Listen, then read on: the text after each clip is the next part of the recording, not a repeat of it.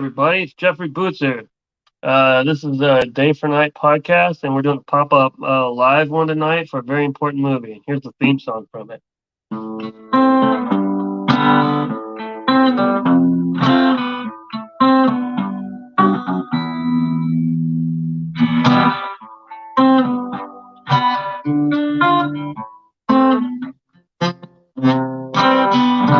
Sort of. All right. Yeah, we're gonna jump into this. I didn't even have to prep and take any notes because I've seen this movie 185,000 times since I was 8 years old. It's been my favorite action movie. We're gonna talk about Robocop with my special guest James Joyce. Welcome, James Joyce. Hey, I'm here. Yeah, That was beautiful. thanks, man. I just learned it 15 minutes ago from the internet. You hear that YouTube? They got the tutorials on there. You didn't do it by memory or whatever, just from your deep recess of your mind.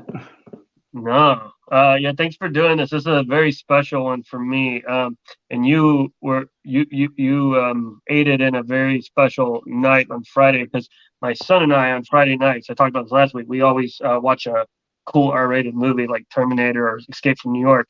And I've been Right. building up Robocop for months. I said I'm gonna wait on that one. And I ordered the new Blu-ray. Let's hold it up. Look at this thing. Beautiful from Arrow Wow. Video. They're not paying me. I'm just gonna show you. It comes with a book. This thing's like super nice.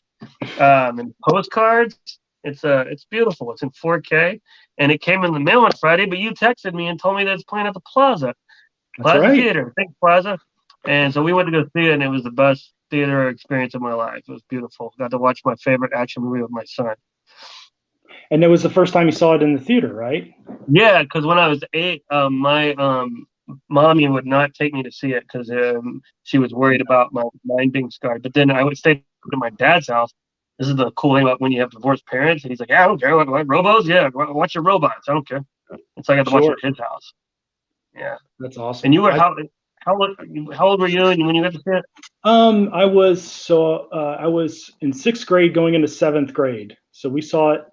I saw it in the theater with my friend Brian Lisney, who we saw it at the Gwinnett Place Mall Theater, which is the mall that was used in Stranger Things. It's the Oh yeah. Yeah. So I grew up around there, and yeah, my parents never really cared about what movies we would see. I mean, they were just like, oh, it's sci-fi, because they had HBO, and all that growing up. So we'd watch like Alien and all these like really just not appropriate movies all the time. But yeah, I was perfect age because I was 12 years old. I was going 6th grade into 7th grade summer, and this came out. Speaking of that, real quick, it's already 10 o'clock and we're up late. I know. Our It's surprise bedtime. guest, enough about what 40-year-old dudes think about Robocop. We've got a special guest, my son Francis, who's 12 years old and just got to see it for the first time. Come on in, Francis. He's going to be on my camera with me. Hey, Francis. So he's my age when I saw it. Like, that's exactly how old I was when I saw it for the first time. I was dying to just yell that. I was like, "Hey, I'm 12. He's 12." Yeah. So what was your impression of the movie? It was the first time you got to see it in a theater. It was great. I liked it. He said you especially like Clarence, right? Kirkwood Smith. Because he's so evil and he's such a bad person. That's why, and he like spits on everything. Clarence is amazing. He's great because he's not like a tough, like big guy. He's like kind of a smaller dude, or like he's more like evil and sinister. That's what I like about him. Even though he's like the gang. Yeah, Francis, I think you liked how funny he was because he's awful and he's doing these terrible things, but it's also funny. Because he like spits on everything too. Yeah. He also has like the same haircut gum. as my dad. What? Say that again? He has the same haircut as my dad. There you go. Accurate. You get some glasses, and you could go with him as Halloween or whatever. You could dress up as that'd be awesome. That would be great. We might have to do that. How did it compare with like other movies you've seen? Okay, well, my favorite action movie before I saw RoboCop was Terminator, and right there. I like that. Yeah, it's kind of the opposite because Terminator is like a robot with human skin, and RoboCop's a robot with human skin. You literally just said this. Wait, RoboCop's what is he? He's a human with robot skin. All right. He said it better, like at Panda Express the other day.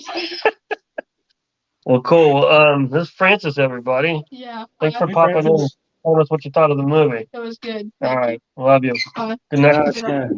To bed now. I'm tired. He's got to go to bed. He's sick. He didn't go to school today. But You need he's your got to rest. go. But yeah, so getting back to it, I will say this is controversial, and I know how, James, you love controversy, right? Yes. And that's what this show is all about. I will put Clarence up against like Hans Gruber. I'll put him up against not only 80s villains, but possibly one of the best villains in a movie. Because, like you said, he's just so awful, but it's like you're laughing the entire time you're watching him. Yeah.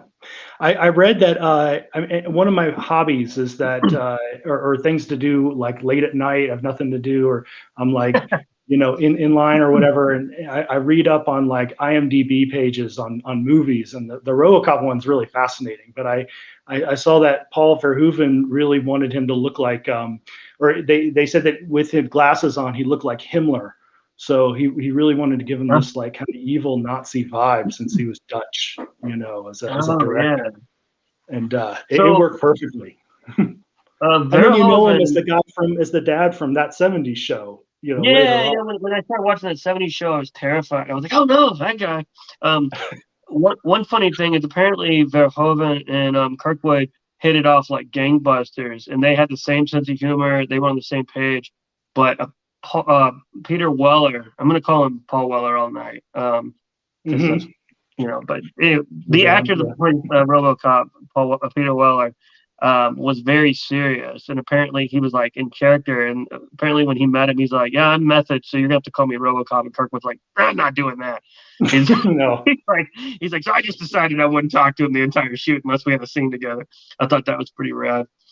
So the thing about this movie to me is, I don't know if you're like this, but there's certain movies, like maybe I'd use Beetlejuice as an example, that when I saw it as a kid, it was like the greatest movie ever. And then I saw it was about 12, and I'm like, oh, this is good, but it's kind of slower than I remember.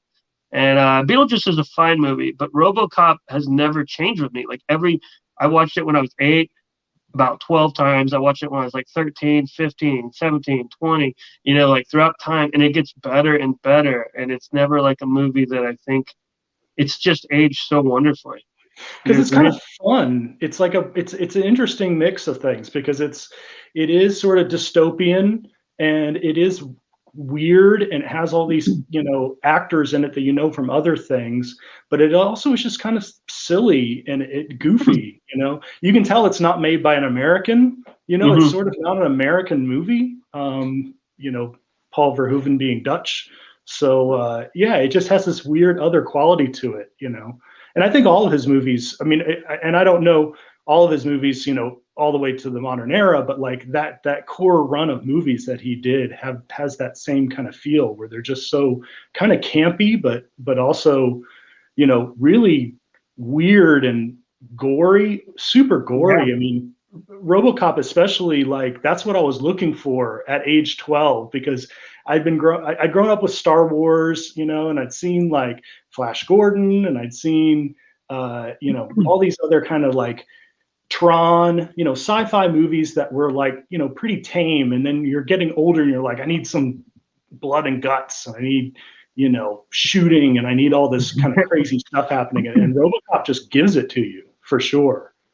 Yeah, for sure. It's the humor, I think, is why it was my favorite movie, because I've always loved jokes. I mean, when I was little, the Simpsons, even when they were on Tracy Ullman, my parents used to watch Tracy Ullman. I'm that old, and I'd see the Simpsons, and I thought it was like the funniest thing. The Simpsons was a huge deal when it finally like came out as like a show. I remember that, like, it was in December, but anyway, and like I loved this must have been before Heathers, but I liked like Monty Python. I liked Tim Burton movies. Anything funny, I love jokes. And so the fact that like I didn't get all the jokes, but I watched it in a room full of adults, and like I'll buy that for $1. You got like just so many like funny lines and funny like gags and stuff.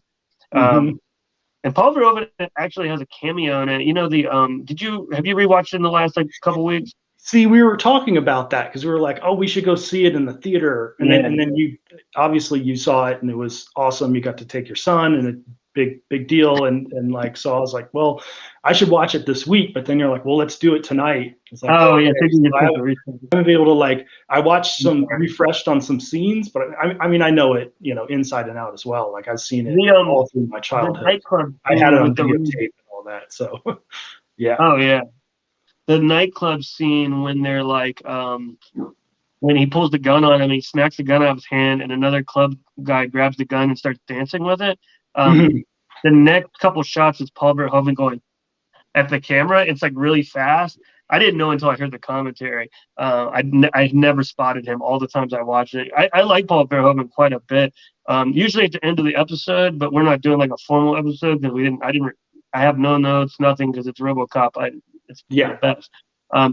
I always recommend a movie at the end, and I will recommend, if you want to check out some of his Dutch work, I would watch The Fourth Man, which is sort of like another version of Basic Instinct, but a lot like sillier. He's kind of like making fun of surrealism and stuff in it. There's a gag where it's like ominous music playing, and the lady's on a train, and there's a painting of Jesus in the train, and all this red goo starts running down it, like while this music plays, and a woman comes over, she's like, "Oh, my jam spilled," and she like grabs the jar and puts the lid back on and wipes off the Mary and Jesus, and like there's just like gags in it, but it's like it's a what do you call it, like a Black Widow movie about like a woman that like gets men and murders them. It's like Basic Instinct. Really good.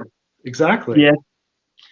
And I think when I saw RoboCop as a kid, I didn't really get the campiness. I mean, to me, it was like a serious movie. Like this is like dystopian and like super raw and cutting edge and whatever. And then you watch it later, and you're like, and this movie's super goofy and fun, also super violent. Fake commercials in it.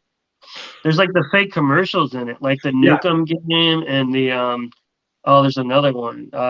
Oh, by the way, we were able to see comments. So, we're not RoboCop film scholars, but if anybody has any questions or something, Julio said, "Boots, that's nice." I hope a couple people are watching. Appreciate it. Oh, that's Francis is gone. Tim, hey Tim. He's in bed. Sorry, yeah, man, that dude had to go to bed. He's probably not going to go to school tomorrow, and I think we're going to watch RoboCop 2.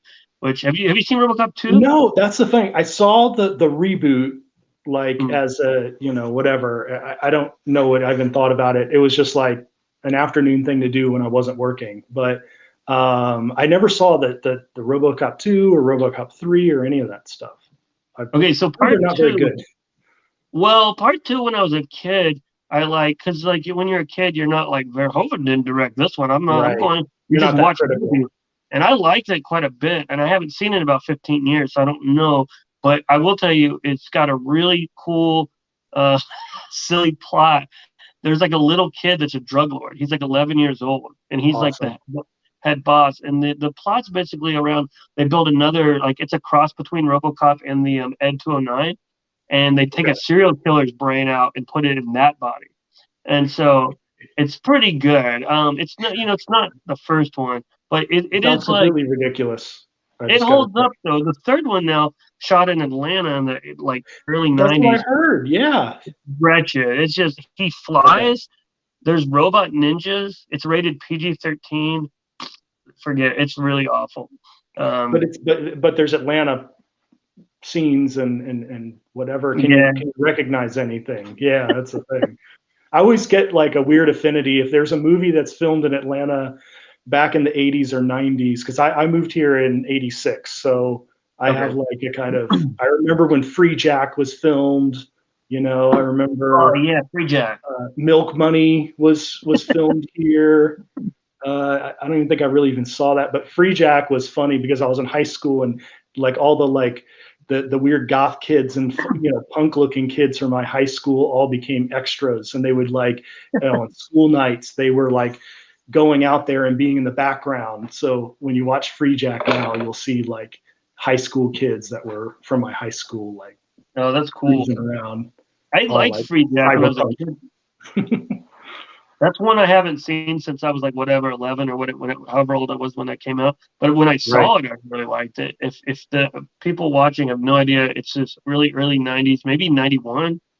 or something, or was it? I don't know the year, but it's like Mick Jagger and Emilio Estevez, Yeah. and, Mick Jagger's the bad guy. and he has a Anyway, cool gun. He has a really cool gun. your recommendation, their second recommendation for the episode is to watch Free I'm not Jack. recommending Free Jack. I don't remember. I don't. I just remember he had a cool gun in it.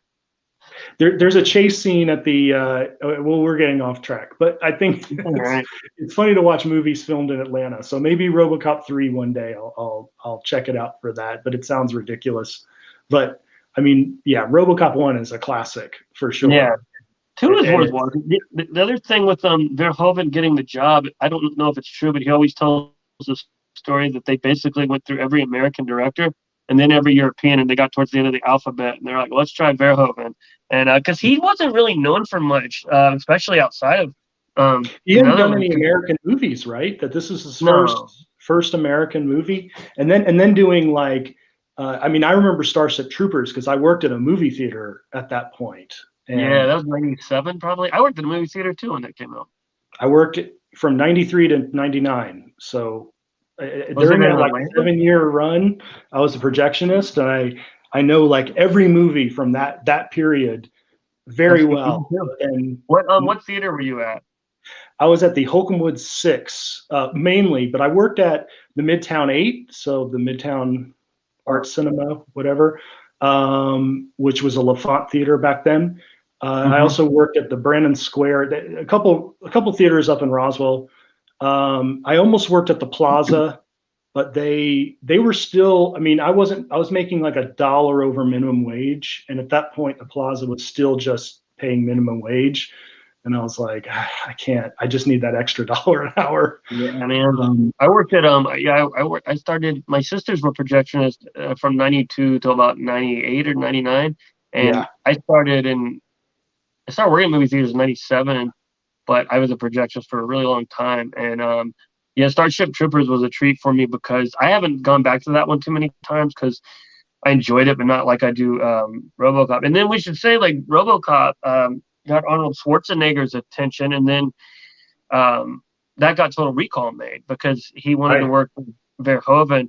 Because do you know who was originally like Verhoeven wanted for Total Recall? No.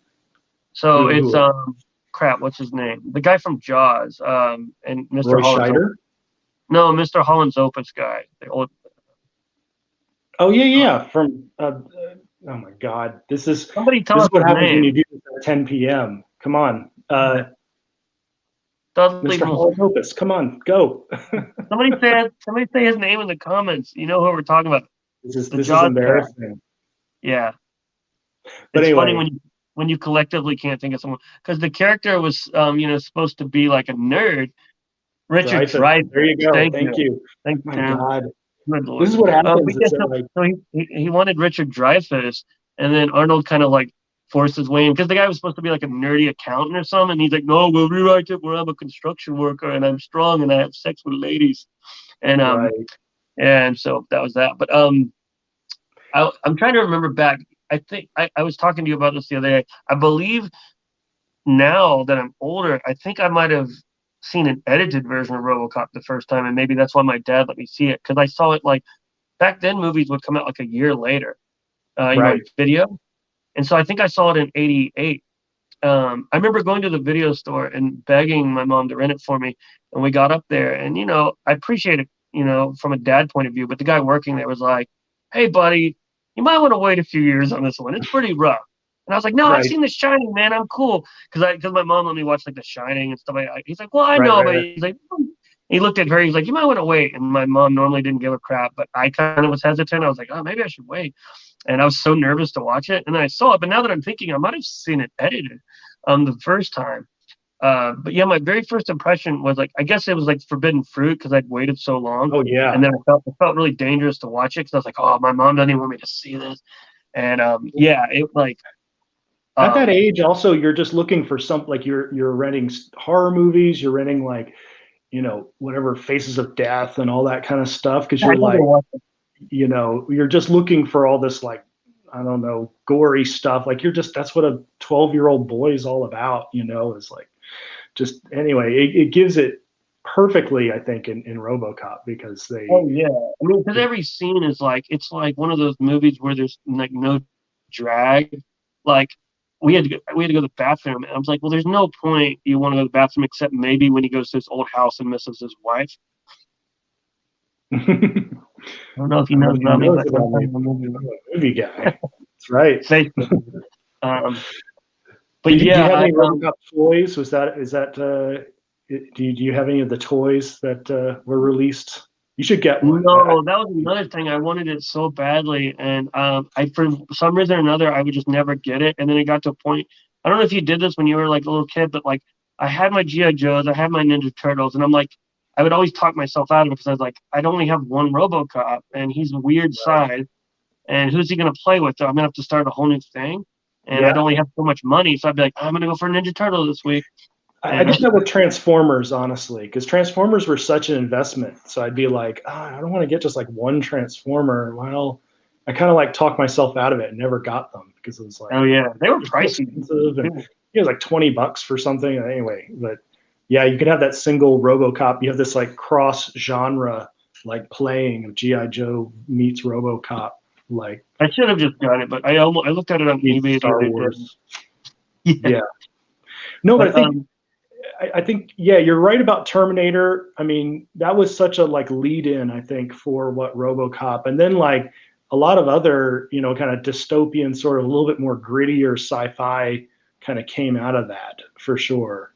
But yeah, I think RoboCop kind of was like, Terminator sort of was, a flash in the pan or whatever. Like, wait a minute, this can be done. We don't have to make like Tron or another kind of Star Wars knockoff that's like more kid based or whatever. So, but I think then they're able to make sci-fi that was also like maybe a little bit more cutting edge or maybe more for a little bit of an older crowd.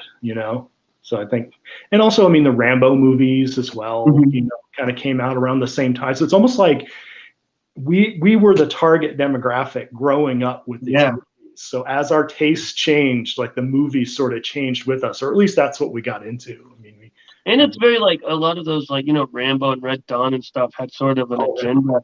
I like that the agenda of this is just like anti-yuppie, and like I wasn't a punk rock kid or anything, but I mean I think already deep inside of you, you're like I was just born a contrarian. And I didn't pick up on it right away, but when I was like 12 and 13 and watched it, I was like, oh, it's like just making fun of rich dudes. And I thought that was yeah. hilarious that It's they're like all just like, anti-corporation, yeah, anti-government. I also like that, his partner was female, and she was really a badass in the oh, yeah. movie, and had short hair, and wore like body armor, and like helmet, and like was kind of saved in the end. Kind of saved his life or whatever, and she was awesome, and it didn't have to have this like overarching kind of relationship plot and all these other things. I mean, it was kind of Yeah. had a So when I little bit was of that, but yeah. when I was when I started watching it again in my late teens, it started not irking me, but I was like, why did they write it where like it's her new partner on like their first date? I was like, why wasn't it like they had like a history together? And now that I'm older, I totally get it. That it's like, yeah, it would have been this sort of forced sentimentality that they like had this long relationship with each other. But no, it's just her new partner, and cops take care of their partners, I guess. And so she was Yeah. invested because it was like her new dude. And yeah, another little fun fact. I don't know how many like commentaries you've heard for this, but like the scene where he goes back to his wife's house and he's all like Frankenstein, like no, and having these flashbacks of his wife Hmm. and kid. Originally, that was in the script. It was a graveyard, and Oh, he said it. He went to his own grave. That's where he goes to, and then he has the flashbacks. But he said he thought it just felt gothic and out of place. And he's like, I like this. He said he changed it because he liked the starkness of like just an empty, sad apartment or house versus like a grave, which I thought was pretty interesting. What were like your favorite movies at the time? I Were you mean, into you like Bloodsport and named stuff them. like that? Like yeah, like Bloodsport. Yeah, I mean that's sort of almost like in the way that Star Wars to Terminator to RoboCop. It was like Karate Kid went to blood sport. Like I want something martial arts-ish, but I also want it to be gory and all that. Now I think, you know, you hit it, like all the Red Dawns, you know, obviously this other, you know, science fiction movies, and yeah, just kind of adventure movies. I'm also a big fan of like just the Blues Brothers and stuff like that. Just like any major movie, but I get all the John Hughes movies, obviously, you know. Yeah, I think that it's just, I had a VCR. We had, you know, a nice video store. When I started getting older, of course, you know, you had the great video stores. You had like, you know, Movies We're Seeing and you know, some of Blast Off Video and stuff like that were in Atlanta that we would rent stuff from. We get into like really cool art movies and everything. But, you know, definitely in the 80s, you know, you're just watching whatever big blockbuster, you know, sort of action movie that's happening or something like that. So, yeah. Yeah. I was all about, Cyborg.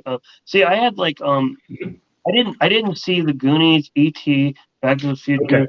My Yeah. family didn't take me to family movies. My sisters are older than me, and they always had like boyfriends that were 17, 19, 15, whatever, 16. So you're And dragged they would bring along. me over.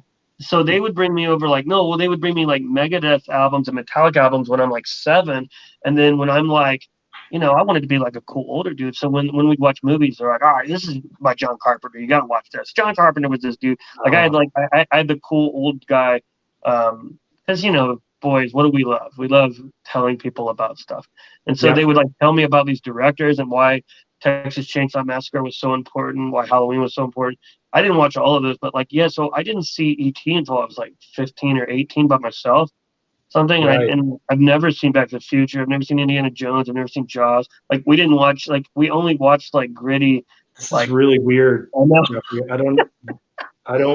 I can't process that you've never seen like any of the Indiana Jones movies. Well, I saw the third one, The Last Crusade, because Batman was like a huge deal for me. Sure, And sure. we went to the theater and it was sold out, so we had to watch that. And I watched it mad the entire time. And Yeah. But yeah, so I think that I was like, mad as well because I yeah, was disappointed. that's why I get this reputation for being like this film snot or something, but I'm not. I love everything. Like I love Spider-Man movies and stuff, but we just didn't watch that stuff growing up. We didn't watch like on Golden Pond. Like we would be watching Bloodsport, Best of the Best, or Red Scorpion. Because you know, that was it. I got to tell you real quick before I forget. You mentioned Blast Off Video, and sometimes you'll get some stupid thing stuck in your head that never leaves.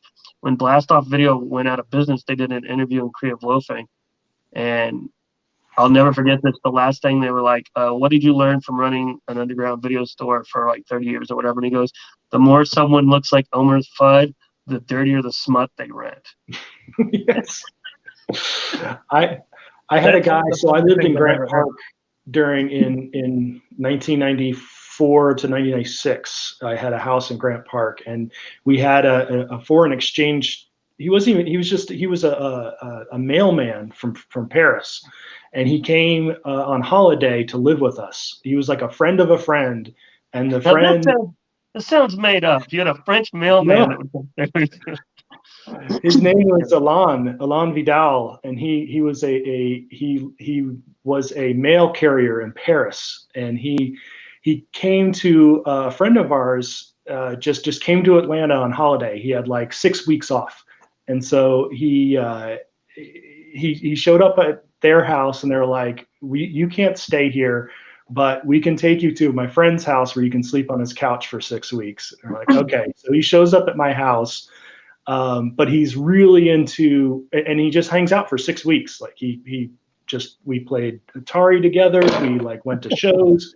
We went on tour together with the band I was in. You know, he was like a roadie. He had a great like American experience, you know. But what was funny is that every day he would ride my bike up to Blast Off Video and rent whatever, like just weird cult movies and horror movies and just all these things and bring them back home and watch them. So like that time with him was my exposure to all those like crazy cult, you know, Blast Off Video movies. And I always laugh when I see that, when I'm in Little Five Points and I see the little, you know, that back alley. Yeah. Yeah, I remember I went in there, when I was like, maybe I was like, so when I'm like 18 and I can start going to Point and all that stuff, Yeah. I remember going down there. I was like, I got super into Tom Waits. I was like Milo Discovery, and I have a Tom Waits side story I should tell, but I mean, we can talk about whatever we want. This is our podcast tonight. Right. But I remember walking down there and I was like, I'd like to rent Big Time, but with Tom Waits because I can't find it anywhere. And they were watching, and he's like, I mean, can you come back? We're watching it. And I was like, okay. And he made me like come back and rent it. Like he was like, you can come back. That's amazing. He's like, I'm not going to eject it. By the way, Peace Sells But Who's Dying is a great album. Okay, yeah. So since you want to hear it, I'll tell you something about metal. Is when I was I guess I was 7 years old at Iron Maiden's talking about like being scared of something and then going for it, like Robocop. That Iron Maiden album, A Seventh Son of a Seventh Son, came out where he's like pulling his insides out and he's like holding it. And Cyborg, I bought right there. No, that was the Somewhere in Time. Well, that was you're right. That was Somewhere in Time where like Seventh Son. You're good. I'll talk to the audience. The Seventh Son of the Seventh Son is the one where he's like holding his guts up, and I bought it with my own money. Yeah, there's Somewhere in Time. That one's rad. Right. Do you have the Seventh Son one? I don't have Seventh Son of a Seventh Son, but that's the blue one. Well, I bought it, and it scared me to death. It opened up with him like whispering or something. He's like, on the seventh day, blah blah blah, and I was like, ah! I just was like terrified because my mom and were like Baptists and stuff, and they were like, I thought demons and stuff were real, and I like at that point in my life, and I was like, I got really afraid of it, and I like hid it, and it smelled weird. It had like this weird plastic on it, and like man, it really upset me. That's my metal story. But yeah, Megadeth didn't scare me. I just thought Megadeth was funny. And then Metallica was my big one, by the way, since we're talking metal. And I still the only band I still listen to metal is Black Sabbath, pretty much like twice a week. But getting back to Robocop, I guess we need to talk about Robocop. Yeah, Run to the Hill. This is turning into an Iron Maiden thread. That's pretty good. That's right. I bought all my Iron Maiden records for $2 each. They're all amazing. They're cherished. Yeah, they're a great band, and I eventually got into them after that, but that first one terrified me. It's kind of cool when stuff scares you though. Like Sean, who was on our first episode, we've always talked about how like Black Sabbath really scared him as a kid, and I think that's fun when something can like artwork can like really like bother you. But RoboCop didn't bother me. Like some other movies did. The Exorcist really upset me. I could barely get through it. There's several movies, modern movies, that have upset me, like Trainspotting and stuff. But RoboCop, as gory as it was at the time, like I said, I was laughing too hard to be upset by any of it. And that's what, like, my son Francis, like, he's 12, and I saw it when I was 9 or 8 or whatever. My wife was a little worried. And I'm like, I mean, there's like 3 really violent scenes, and they're so cartoonish. There's the toxic waste scene.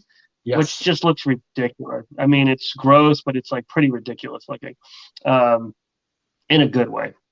But yeah, it's not really that. It needed to happen. I think the bad guys, they all needed to be killed in some gory, over the top way. That's part of the payoff. For that kind of. And RoboCop does it for sure. I mean, everybody dies in like such a gruesome way, or they get like run over by cars or blown up. Ray Wise gets blown up by a cannon or whatever, and all of it. Yeah, we got 2 Twin Peaks alumni too. There's 2 Twin Peaks alumni, Ray Wise and Miguel Ferreira, which is like pretty cool. And Miguel basically plays the same part he plays in Twin Peaks, kind of just like the jerk, like knows more than everybody in the room. I thought that was pretty great. Yeah, Miguel Ferreira is amazing. I love that he's in it. I love that Paul Verhoeven casts these people who are, not big. I mean, it's strange that Total Recall has Arnold Schwarzenegger, because Richard Dreyfuss would have been a cooler, in a way, lead role for something like this. I liked his choices in that way. Kind of went against convention of like an 80s like big budget sort of action movie, having, I almost said Paul Weller, but Yeah, Peter Weller. I'm gonna say it over and over. Same thing. The Jam, RoboCop actor. Sure. And you know what? Yeah. It's like he pops up and stuff, but other than Naked Lunch, I can't really think of any other. Well, Buckaroo Banzai, right? Yes. Yeah. What Yeah. else, what else is he really like? I don't know. He didn't. I know he's like a teacher and stuff, and he like pops up in like bad TV and like he's been on Dexter and crap like that. But like, I wish he was in more stuff. Apparently, I guess he's a little bit of a pill. I don't know, based on what Kirkwood said. Skid Row, man, you guys are just talking about metal. They're not even listening to us. That's cool. We can just let's do a metal podcast. Okay. Forget RoboCop.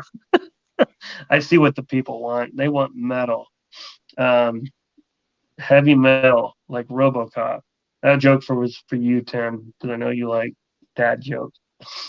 So I don't know if there's one other thing about RoboCop that I thought was funny in the little stupid trivia that I read from the IMDb page. I don't know if they talk about it during the commentary, but one of the funny stories about when RoboCop first came out in the theater is that there was a screening of it in some theater, and there was a police chase that was going on, and there was a criminal who was trying to escape the police, and he ran into a movie theater and ran into RoboCop and tried to hide from the police, but he got really into the movie and started watching the movie, and the police like figured out he was in the movie, and they like quietly got the crowd out of the movie, and then they like shut the doors and turned on the lights and arrested him because he had no idea. And the music went dun dun dun dun dun. Yeah, that's pretty good. When it's pretty amazing. Sort of during your era of the movie theater, when my sisters worked at the theater when Waterworld came out. Yeah, one of my favorites. And it was raining really hard. Islands, your book. We mention your book. I don't have a copy to hold up. It's propping up the thing. Artificial Island. I have a book. It's got my play about Waterworld. But there was a leak in the theater and it was like pouring in, and this guy comes running out and he's like, there's water pouring in, and without missing a beat, one of our managers was like, all part of the show. That's all he said. He just said all part of the show. There you go. We used to have a dishwasher. We were underneath the Mexican restaurant, and one of our theaters, the dishwasher pipe would leak and break. Like every year, it would break and it would rain down dishwasher sewage into the theater, and like we would have to close the theater for like months. It was like a 6-screen theater became a 5-screen theater because it would just be all this like garbage falling down from the dishwater pipe. It was disgusting. It was all part of the show. Yeah, that's crazy that we were both projectionists and like almost overlapping. I have like a trillion posters and movie trailers and all that stuff. I sold most of it on eBay now that they can't arrest me. I had the trailers of Spider-Man. The actual film for people that never the little film. They're like this big. It's just 35 millimeter film for 2 minutes. And I had the one with the Twin Towers that they pulled. And a couple of years ago, I was like going through stuff and I was like, I have like 4 of these. And they were selling for like $200 a pop on eBay. So I made like almost $1,000 on a stack of trailers. I should have done that. I didn't keep anything. I kept a few like Star Wars trailers when they re-released Star Wars and stuff. But it was like, all these movie posters, they just were taking up space. I just like threw them all out and stuff. I was like, God damn it. Whatever. I was hanging out with Francis and working on the song, so I haven't finished watching Burn It Down yet. But we I think Tom's coming to this was a weird segue. I was thinking Tom was playing with us, but I'm not sure he is now. Me and you have a show Thursday night at the Earl. That's right. So everybody should come down. Blood Circus. Yep. Blood Circus. Chrome Castle. I don't know them. What's the story behind Chrome Castle? Because I thought it was Brass Castle for a minute, if you remember them. Yeah, I do. No, I mean, Chrome Castle is great. They're like this instrumental, like very cinematic spaghetti western band, kind of like in the same ilk as like what our band does. Right. You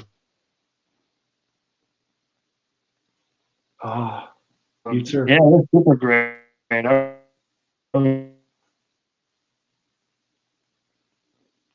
you're going out. I'm gonna have to give the information about the show. Okay, so we're doing a show on Thursday at the Earl.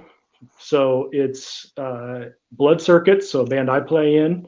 We're headlining, but really the main headliner is Butzer and the Compartmentalizationalists. I hope I pronounced it right, but they're amazing. Hey, welcome back. But the show is the book release for Artificial Islands. Yeah. And I'll be reading from it. I think I plan, and Tom will read from it. Hopefully, I can convince him to read some. I think I'm going to read Yeah. some of chapter 2. I like chapter 2 a lot. The first story? Yes, exactly. Oh, okay, cool. Yeah, the first story is about the worst writer in France, and he everybody in the country in Belgium all pitches in a little money to get him to go away, and he goes to America, and he gets wrapped up in a murder mystery. And I wrote in like a long time ago. I've been sitting on this one for a while, but it's one of my favorite things I've ever written because it's really, really stupid. It's great, and I think it's amazing that you're releasing it. Of course, it's amazing that we're doing a book release show. I think that's really fun as opposed to a record release show or whatever. Just I don't know another that show. I'm making records anymore. I know. I think I'm a podcaster and a writer now. I don't know. I still like making music, but I don't know that it's like there's a demand for it from me. I mean, there's a demand from like Taylor Swift and Jeezy, but I don't know that people are demanding Jeffrey Butzer music, and there's a lot of it. So people can. There's like I don't know. I've made like 30 albums in the past 10 years. So yeah, I'm kind of taking a break from music, except for this show. I think Compartmentalizationalist will eventually re-record our album because we're a new lineup and the songs have changed like enough. I'm excited to see it. Yeah, I saw you guys. Who did I see you guys with? I saw you at the Earl. Maybe the last time you played, and it was great. Oh, thanks. Yeah, I like that band. It's fun because I grew up doing my first band's not grew up. I'm always growing up. My first bands were all like toy piano stuff and like accordions. And then at one point I was like, I'm tired of lugging 13 keyboarded instruments to a show, play for 45 minutes. If that, I'm going to start a band where I just get to play the guitar. And then I did that. And we wanted to give it a really long name to annoy all the bookers because there's a lot of letters. And yeah, I'm excited to see you guys because I live in Marietta and I don't see too many bands I don't play with these days. All I do is skateboard and watch Robocop and other movies. This week, I've way overbooked myself for this podcast. I got really excited, and I've got some really cool guests coming up. I saw your lineup. I'm honored to be on the show. You got a really stacked lineup of episodes coming up. So I'm very humbled that you had me come on to talk about Robocop for sure. Yeah, and it's a special one. It's a special movie to me. Yeah, we got some good people coming up. Next week is George. Well, Ian Deaton is gonna air on Friday. He's the best. I do know so much about movies. That's a real film dude. Yeah, for sure. I'm trying to get him eventually for us to have like just a running thing where because he's more into like the like genre movies and exploitation. Yeah. He's knowledgeable about like auteurs. We're kind of the same, like a cross sex because like I know some about genre movies. I'm just not super into them, and I'm more into like the auteur guys like Antonioni and Bergman and all that stuff. So I think we're gonna try to do a regular thing where maybe once a month we're gonna trade recommendations. But yeah, next week on the week after that, this is I don't know if there's any hardcore film buffs on here, but Guy Madden's screenwriter George Tolles, who's like been teaching film in Winnipeg for like 20 years. I'm a little intimidated. He's a smart cookie, and that's a get on your show. That's sure. What? That's a get, quote unquote. Yeah, for sure. Yeah, he's written some of my favorite movies. He wrote Saddest Music in the World, Careful, Archangel, My Winnipeg. If you guys don't know these movies, this is another movie recommendation. Guy Madden, he's done a lot of artwork for our albums. He is sometimes lazily called the Canadian David Lynch. Are you familiar with him? No, I've heard the name, but I've never seen anything by him. Maybe from you or something, but probably. Yeah. He's often referred to as like the Canadian David Lynch. And I'll give you one synopsis. He has a movie called The Saddest Music in the World, and it's about all the nations all meet in Canada to have a competition. It's like in the 30s during Prohibition, and they all have a competition for which nation has the saddest music, and it's all judged by a beer baron who's played by Isabella Rossellini, who's lost her legs and has glasses full of beer for legs. And the main star is oh man, I can't. We're doing great with names. The guy he's in Kids in the Hall. Dave Foley. No, it was the one that was on Saturday Night Live for a season. Mark McKinney. Yes, Mark McKinney is like the lead in it, and it's like it's strange. I'd say it's more like it's like I don't know, man. It's got the acting camp of maybe John Waters, but shot like it's 1930 and really strange. Anyway, his movies are a treat for the eyes. Lately, he's been doing some strange stuff. He did a collage film where he cut pieces of movies that have been shot in San Francisco and pieced together a remake of Vertigo from other movies. Oh my God. It's it's bonkers. So I think there's homework for people who watch this to check these movies out in time for the episode and come in. Yeah, I should start posting clips, everything. Yeah, no, that sounds amazing. I'm totally excited about this.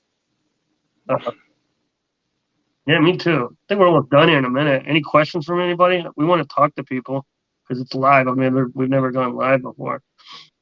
That's a good question. Why am I in a bathrobe? Well, this time of night, this is what I always wear. It's I'm in my dojo, and that's why I'm wearing a bathrobe. Nobody asked me that. Nobody's asking anything. Yeah. I don't know if anybody's watching anymore. But we can go back to Robocop and then we can finish up. Do you have any recommendations for movies that are that have anything to do with Robocop or Paul Verhoeven or just a movie you want to recommend? That's how I always end. Is well.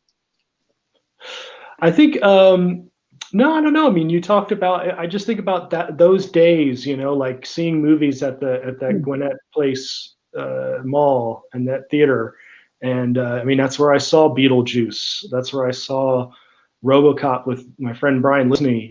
Who we were skater friends back then and stuff. And this movie really resonated with us.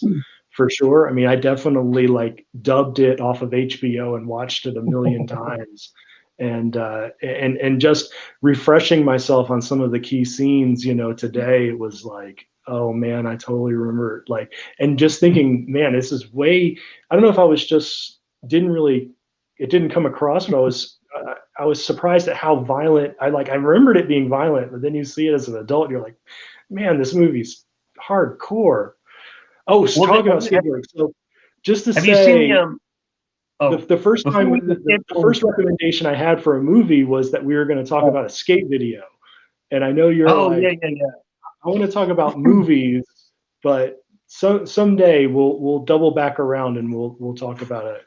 I don't know if you understand this, but I don't know if you understand, but I have a 10 and 12-year-old that talk about skateboarding 14 hours a day, and they're only up for not around them 14 hours a day, and that's how much time they still talk about skateboarding. But I do love skateboarding. Oh man, I just got sidetracked. Oh crap. Oh well, never mind. I was gonna say something about. Have you seen him? Animal Chin. Yeah, I've seen Animal Chin. That's an Animal Chin reference, I believe. No, but I was talking about how crazy Robocop was, and yeah, as an adult seeing it, it was just way more hardcore than a 12-year-old version of me remembers, for sure. But, yeah. Well, I meant to ask you, have you seen the unrated, the one that came out on Criterion a few years, like 10 years ago? I'm sure I haven't. I'm sure I haven't, because the biggest differences are just the beginning when Ed 209 blows that guy away. He's like, put down your weapon, and he does, but he still kills him. That shot just goes on forever. I mean, he just gets destroyed in the end, and they just stuff goes a little longer. That's all. There's nothing I don't remember anything drastically being different, because it's one of those movies I kind of know up and down. So I had this same feeling of so my wife. This sounds like a non sequitur, but it's not. My wife, when we met, had never seen Monty Python and the Holy Grail, which I've seen I'm a boy and from the 80s. Like I've seen it You've a seen it million enough. times. Yeah, And totally. I showed it to her, and I was like, yeah, I was like, what do you know about it? And she's like, I just know like nerdy dudes love it. And I was like, yeah, that's good. So she knew nothing. And so she laughed so hard when the rabbit scene came up. I wasn't thinking about how like I've seen it so many times. I don't remember being shocked. You know what I mean? I don't even remember not knowing the scene. Similar thing with Francis. Like we're watching it, and the gag comes up where, spoiler alert, he's fighting Ed 209, and he gets to the stairwell, and Ed 209 is trying to go down the stairs, and he's like, oh, and he's like checking the stairs because he's not programmed for stairs, Yeah. and then he just comes Yeah. tumbling down, and man, Francis lost it. He was like, that's ridiculous. Like It's stuff only like that. they And he just got loved a it. model and they just tossed it down the stairs. Like they just did, that's Oh just what they yeah. just filmed it, like just perfect. It's like, oh, this is exactly what it needs. And It he just loved the way that there was like stop motion in that scene, which I thought was pretty rad too, because it was like, yeah, the stop motion was pretty cool. it adds to the silliness and the campiness of it too. Oh yeah, and the ending joke is like the best. You guys have all seen it, so it doesn't matter. So his prime directives are like, he has these prime directives, and he can't kill anybody higher up in the company.